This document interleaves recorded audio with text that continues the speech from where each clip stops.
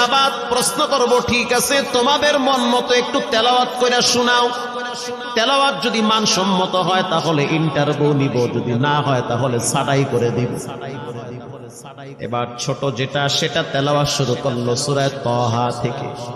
তাহা মা আনজালনা আলাইকাল কুরআনা লিতাশকা। এত সুন্দর পড়া মনে হইতে আছে আসমান থেকে কোরআন নাজিল হইতেছে। এত সুন্দর পড়া, কত রঙের ঢঙের পড়া শুনলাম, এই পড়া কোনোদিন শুনি না। আমি তাকায় দেখলাম স্থানীয় টিউনো সাহেবের চোখের পানি বায়া বায়া পড়তেছি। ইশারা দিতে আছে আরো তেলাওয়াত করতে বলেন। এই পড়া তো শুনলে আমার দিলের ময়লাগুলা কাটে। আল্লাহর ঘরে যখন গেছি বাইতুল্লাহ ফজরের টাইমে ইমাম সাহেব তেলাওয়াত করলে যেমন মনে হয়, মনে হইতে আছে ওই কোরআনের আওয়াজটা এখন এই মসজিদে বাজতেছে। ছোট বাচ্চাটা তেলাওয়াত করলো, বড় সন্তানটাও তেলাওয়াত করলো। এবার যারা হাফেজ সাহেব ছিল তারা প্রশ্ন শুরু করলো। যেখান থেকে প্রশ্ন করে পৃষ্ঠা ঠেকায়া দেয়, একটা জায়গায়ও আটকাইতে পারে না। এমনকি বাচ্চা দুইটা এটাও বলেছে, যদি আপনাদের যদি ধৈর্য থাকে তো আমরা দুইজনে পুরা 30 পারা এখানে এক দাঁড়ানে পড়ায়া দিব। আশা করি একটাও বাঁচবে না। এত সুন্দর পড়াশোনার পরে মোতাল্লি সাহেব বলল, সব বাদ, আমার কাছে এই দুইজনই পছন্দ হয়েছে। এই দুইজন রে মোতাল্লি সাহেব দাঁড়াইতে পারে না, হুইল চেয়ারে বসে থাকে, কাছে ডাইকা বুকের সাথে জড়ায়া ধরছে আর বলতে আছে, আল্লাহ, এমন একটা সন্তান যদি আমার থাকতো জীবনটা ধন্য হয়ে যেত। আমার মৃত্যুর পরে একটু হইল তেরা কোরআন তেলাওয়াত করতে পারত। নিয়োগ হয়ে গেল, তারাবি শুরু হয়ে গেছে। মোহাম্মদপুর থানায় গিয়ে খবর নিয়ে দেখে অনেক পুলিশরা এই বাচ্চার পিছনে দাঁড়ায় দাঁড়ায় নামাজ পড়ে চোখের পানি ছেড়ে কেঁদেছে। শুধু তাই নয়, অনেক হিন্দু মহিলারা পর্যন্ত রাস্তায় হাঁটার সময় তেলাওয়াতের আওয়াজে দাঁড়ায় দাঁড়ায় কোরআন শ্রবণ করেছে।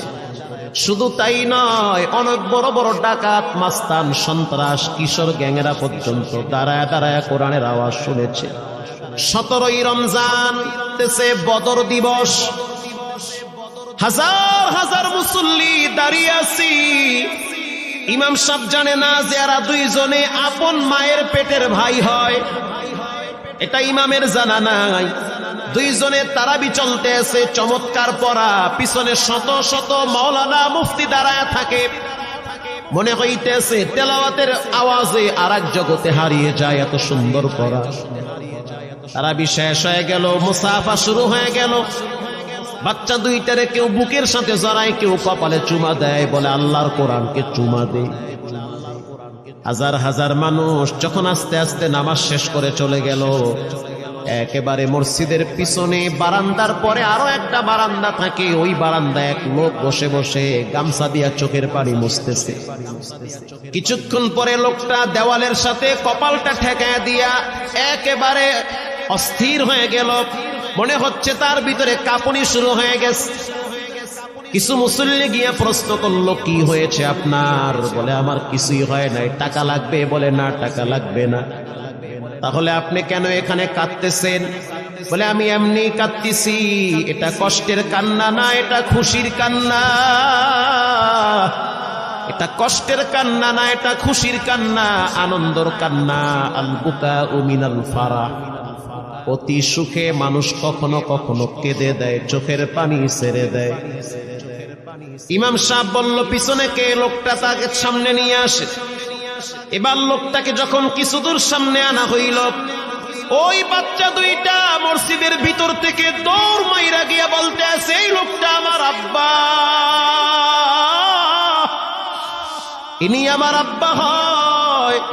ধমক দিবেন না, রাগ করবেন না। আমার আব্বা ঢাকা শহরে রিক্সা চালায়, রিক্সা চালায় চালায় আমাদের দুইটা ভাইরে কোরআনের হাফেজ বানাইছে।